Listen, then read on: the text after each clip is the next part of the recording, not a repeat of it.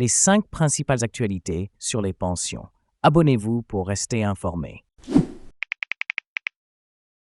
Quelle est la pension de retraite moyenne en France? La réponse en chiffres. Il est intéressant de se pencher sur le niveau de vie des retraités en France et de se demander combien ils perçoivent en moyenne comme pension de retraite. Les dernières statistiques, publiées en 2023 par la Direction de la Recherche, des Études, de l'Évaluation et des Statistiques (DRACE), révèlent que les personnes résidant en France et ayant liquidé leur retraite en 2021 ont touché en moyenne une pension de 1 516 € brut par mois, soit 1 388 € net. Cependant, il est important de souligner que cette moyenne masque des disparités. En effet, certains retraités ont perçu une pension plus faible que la moyenne, tandis que d'autres ont bénéficié d'une pension plus élevée. Ces différences sont principalement liées au régime principal d'affiliation. Ainsi, les retraités relevant des professions libérales, de la fonction publique de l'État ou des régimes spéciaux ont généralement perçu des pensions plus élevées que ceux du régime de la Mutualité sociale agricole, MSA, où les pensions sont les plus faibles. De plus, il est important de noter que les femmes continuent à percevoir en moyenne une retraite inférieure à celle des hommes, avec un écart de 40%. Cependant, cet écart s'est réduit par rapport à 2004, où il atteignait 50%. Si l'on tient compte des retraités vivant à l'étranger, cet écart diminue à 37%, car la plupart des retraités masculins vivant à l'étranger ont des pensions plus faibles. Il est également intéressant de noter que le pouvoir d'achat des retraités a tendance à diminuer. Bien que la pension moyenne ait augmenté de 1,5% par rapport à 2020, en termes réels, elle a baissé de 1,3% en euros constants en raison de l'augmentation des prix à la consommation. De plus, entre 2016 et 2021, la pension moyenne des retraités a augmenté de 4,3% en euros courants, mais a en réalité diminué de 2,7% en euros constants. Cette baisse est due aux mesures de gel ou de sous-indexation des pensions, ainsi qu'à une inflation élevée. Enfin, il est important de noter que les montants des pensions de retraite varient considérablement. En 2016, 37% des retraités vivant en France percevaient une pension inférieure ou égale à 1 000 € par mois, tandis que 7% percevaient plus de 3 000 € bruts par mois. Les femmes sont surreprésentées parmi les faibles pensions. En résumé, les retraités en France perçoivent en moyenne une pension de 1 516 € bruts par mois. Cependant, il existe des disparités importantes, notamment en fonction du régime d'affiliation et du genre. De plus, le pouvoir d'achat des retraités a tendance à diminuer, et les montants des pensions peuvent varier considérablement. Il est donc essentiel de prendre en compte ces facteurs lorsqu'on analyse le niveau de vie des retraités en France. Nous passons maintenant à la prochaine nouvelle importante.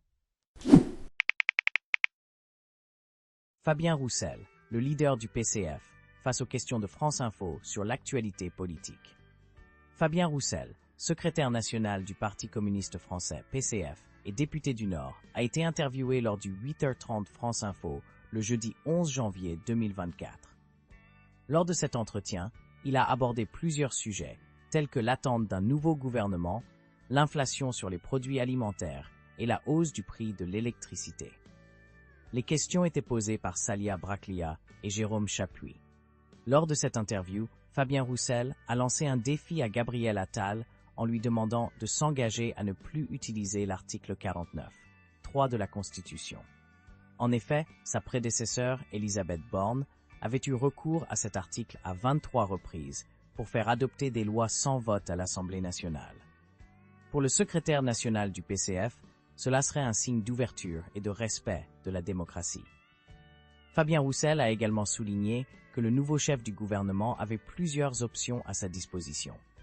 Soit il choisit de s'allier avec la droite et l'extrême droite pour construire un budget de la nation et de la sécurité sociale, ce qui lui assurerait une majorité.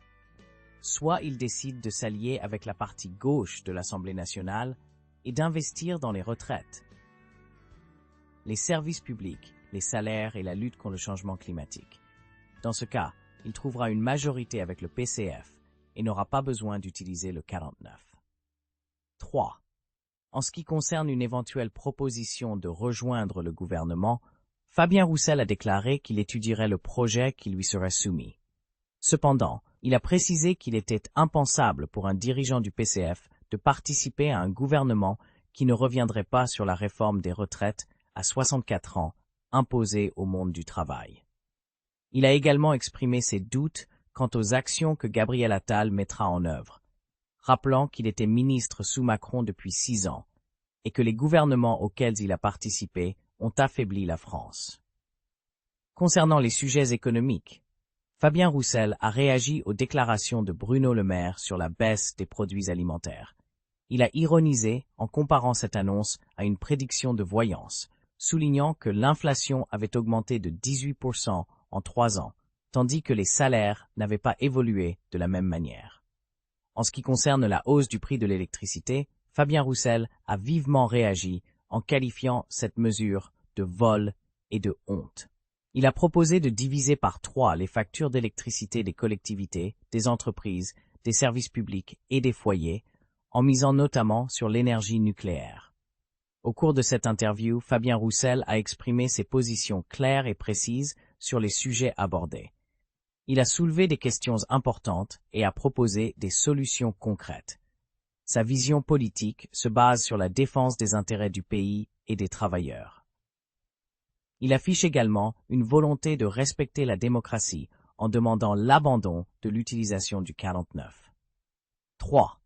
Ces déclarations font de lui un acteur politique engagé et soucieux des problématiques qui affectent les citoyens français. Nous allons maintenant à la 3e nouvelle importante de ce programme. N'oubliez pas de vous abonner à la chaîne pour rester informé des actualités. Maison de retraite. La CNSA fait le point sur la qualité des services et des tarifs. Le 14 décembre 2023, les indicateurs de qualité des EHPAD ont été mis à jour sur le site officiel pour les personnes âgées, gouv.fr, avec l'ajout de 2 nouveaux indicateurs, la présence d'un infirmier de nuit et d'un médecin coordonnateur, ainsi que les partenariats avec des dispositifs d'appui à la coordination des parcours de santé. Cette initiative vise à améliorer la transparence de l'information sur les services et les prix proposés par les établissements d'hébergement pour personnes âgées dépendantes, EHPAD. Depuis 2016, le site pour les personnes âgées.gouv.fr propose gratuitement un comparateur des prix et des services offerts par les 7500 EHPAD en France, qu'ils soient publics, privés à but non lucratif ou privés à but lucratif. Ces informations permettent aux personnes âgées et à leurs proches de prendre une décision éclairée lorsqu'ils doivent choisir un établissement de soins. Les 2 nouveaux indicateurs de qualité ajoutés à la plateforme viennent s'ajouter aux 3 indicateurs déjà en ligne depuis le 1er juin 2023. Il s'agit du profil des chambres, nombre de chambres individuelles et doubles, du nombre de places habilitées à l'aide sociale à l'hébergement, ainsi que des équipements proposés dans les EHPAD, tels que la balnéothérapie, la pharmacie interne, la salle de stimulation sensorielle, la salle de kinésithérapie ou de psychomotricité, la salle d'atelier pédagogique et la salle de soins.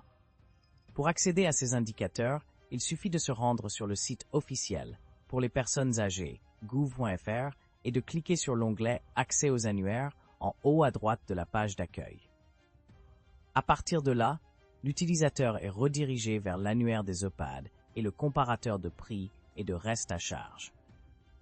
En renseignant sa localisation ou en activant le service de géolocalisation, l'annuaire affiche une liste complète et officielle des EHPAD selon la zone choisie. Chaque établissement bénéficie d'une fiche détaillée comprenant des informations telles que le statut, le gestionnaire, le type d'hébergement, les aides possibles, les prix et prestations, les équipements et les services disponibles. Les 5 indicateurs de qualité peuvent être trouvés dans la fiche de chaque EHPAD. Dans l'onglet « Présentation », on peut voir le profil des chambres ainsi que le nombre de places habilitées à l'aide sociale à l'hébergement. Dans l'onglet « Services », on trouve des informations sur l'accès aux équipements, ainsi que la présence ou non d'un médecin coordonnateur et d'un infirmier de nuit. Ces indicateurs de qualité sont basés sur les données collectées en 2022 et sont mis à jour chaque année au mois de décembre. Depuis 2019, les établissements et services médico-sociaux ont l'obligation de remplir chaque année le tableau de bord de la performance dans le secteur médico-social, qui est ensuite analysé par l'Agence technique de l'information sur l'hospitalisation, ATH. Ces données servent de base à l'enrichissement des informations présentées sur le site. Pour les personnes âgées, gouv.fr. La publication de ces nouveaux indicateurs s'inscrit dans le cadre du décret numéro 2022-D734 du 28 avril 2022 qui vise à améliorer la transparence financière dans la gestion des établissements et services sociaux et médico-sociaux. Cette initiative permet aux utilisateurs du site officiel d'avoir une vision claire et détaillée de l'offre de services des EHPAD, favorisant ainsi la prise de décision en matière de prise en charge des personnes âgées. Depuis 2015, le site officiel pour les personnes âgées, gouv.fr, offre également des informations et des services utiles pour les personnes âgées et leurs aidants, afin de les accompagner dans les démarches liées à la perte d'autonomie. Il propose des aides, des adresses, les prix des EHPAD et des résidences autonomie, ainsi qu'un comparateur officiel des prix et des restes à charge en EHPAD. Les fiches signalétiques des EHPAD sont également disponibles, fournissant des informations détaillées sur la capacité, le type d'hébergement, les prestations et les prix des établissements. En conclusion, la mise à jour des indicateurs de qualité des EHPAD sur le site pour les personnes âgées. Gouv.fr renforce la transparence de l'information sur l'offre de services et les prix des établissements. Grâce à cette plateforme, les personnes âgées et leurs proches peuvent comparer les différentes options et faire un choix éclairé en matière de prise en charge des personnes âgées dépendantes. Cela contribue à améliorer la qualité de vie des personnes âgées en favorisant un accès facilité à des services adaptés à leurs besoins spécifiques. Il reste 2 nouvelles importantes de ce programme. Restez avec nous.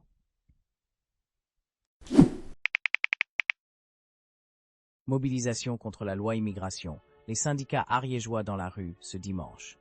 Ce mardi 9 janvier, la CGT, FSU et Solidaire dénoncent à l'unisson une nouvelle attaque contre les plus précaires. Suite au vote de la loi sur l'immigration le 19 décembre dernier, l'intersyndicale ariégeoise lance un appel à rassemblement ce dimanche 14 janvier à 11 h sous la halle des allées de Villotte de Foix. L'objectif est de s'opposer unis face à cette loi qui représente, selon Marilyn Lambert de la CGT, une ignominie. Elle souligne plusieurs points de cette loi qui, selon elle, ne respectent pas les principes républicains. Parmi ceux-ci, le fait que les étudiants étrangers doivent fournir une caution pour obtenir un titre de séjour, la remise en cause du droit du sol et donc de l'acquisition automatique de la nationalité française pour les enfants nés en France de parents étrangers, ainsi que le principe de préférence nationale qui exclurait les étrangers de l'accès aux allocations familiales et aux allocations de logement. Précarisation des plus pauvres. Nous pensons que l'immigration est une richesse pour le pays, affirme la syndicaliste. Elle met en avant le fait que les travailleurs étrangers contribuent à hauteur de 60 milliards d'euros par an aux cotisations sociales et aux impôts. Dans les secteurs tels que les hôpitaux ou l'aide à la personne, il y a de nombreux travailleurs étrangers. Selon elle, cette loi vient s'ajouter à la précarité que ces personnes ont déjà subie en première ligne lors de la crise du Covid. Précariser les plus pauvres, mais aussi de manière plus globale. Écraser une fois de plus les personnes les plus en difficulté. Chômeurs, précaires, retraités, femmes. Voilà le cœur de cette loi selon les 3 syndicats. Cela va précariser les conditions de séjour, le regroupement familial et le droit du travail, déclare Daniel Mémin de l'Union syndicale solidaire. Selon lui, cette loi est le résultat d'un projet idéologique de longue date, loin d'être improvisé, qui vise principalement l'électorat de droite, d'extrême droite et de la majorité actuelle. Pour l'intersyndicale ariégeoise, au contraire, la France devrait accueillir, faciliter les soins, le logement et surtout l'intégration des immigrés. Le rassemblement se poursuivra le 21 janvier prochain. Les 3 syndicats cherchent finalement à obtenir l'abrogation de cette loi sur laquelle le Conseil constitutionnel se prononcera le 25 janvier. Nous passons à la dernière nouvelle de ce programme. Retraite. Les nouveaux bénéficiaires de la revalorisation de 115 € par mois. Dans un contexte de réforme des retraites, l'année 2024 est porteuse d'espoir pour les retraités français, qui verront leur pension augmenter de manière significative. Cette mesure vise principalement à améliorer le pouvoir d'achat des seniors, en particulier ceux qui perçoivent des pensions plus modestes. Face à la hausse continue du coût de la vie, cette augmentation est perçue comme un soulagement bienvenu pour de nombreux retraités. Cependant, l'annonce initiale d'une augmentation de 115 € a rapidement été entachée par une mauvaise surprise. En effet, il s'est avéré que cette hausse était due à une erreur de saisie de la part des services de retraite de l'État. Ainsi, les retraités concernés se retrouvent désormais dans l'obligation de rembourser cette somme excédentaire, ce qui constitue une déception après avoir cru en une amélioration de leur situation financière. La réforme des retraites de 2024 vise principalement à soutenir les retraités les plus modestes. Pour bénéficier de l'augmentation maximale, il est nécessaire d'avoir cotisé tout au long de sa vie professionnelle tout en percevant une pension relativement faible. Environ 20 000 retraités en France seront ainsi concernés par cette mesure, ce qui leur permettra d'améliorer leur niveau de vie. Les statistiques révèlent des différences quant à l'impact de cette augmentation entre les nouveaux retraités et ceux déjà en retraite. En moyenne, les nouveaux retraités bénéficieront d'une hausse de 33 €, tandis que ceux déjà en retraite verront leur pension augmenter en moyenne de 60 €. Le minimum contributif joue un rôle central dans cette augmentation. Pour y être éligible, il faut percevoir un maximum de 1 352 € bruts par mois sur l'ensemble des pensions. Les erreurs de paiement constatées ont principalement touché les anciens employés du secteur public, mettant en lumière la nécessité d'une gestion plus précise et plus efficace des services de retraite. Une autre mesure positive pour les retraités du secteur privé concerne la suppression du malus de 10% appliqué aux salariés prenant leur retraite à l'âge légal, avec toutes leurs annuités, à partir de décembre 2023. Cela concerne environ 700 000 retraités et améliorera considérablement leur situation financière. Avec ces différents changements, un retraité percevant actuellement 1 400 € par mois verra son revenu passer à 1 515,59 € à partir d'avril 2024, ce qui représente une augmentation significative de son pouvoir d'achat. Cette mesure est donc un pas en avant pour garantir une retraite confortable et digne après des années de contribution au marché du travail. En conclusion, l'augmentation des pensions de retraite en 2024 constitue une initiative positive visant à soutenir financièrement les retraités français. Malgré les erreurs de calcul initiales, cette mesure témoigne de l'engagement du gouvernement à améliorer la qualité de vie des seniors et à reconnaître leur contribution à la société. Il s'agit ainsi d'une bouffée d'oxygène bienvenue pour les retraités français. Merci de votre attention. N'oubliez pas de vous abonner à la chaîne pour rester informé des nouvelles importantes.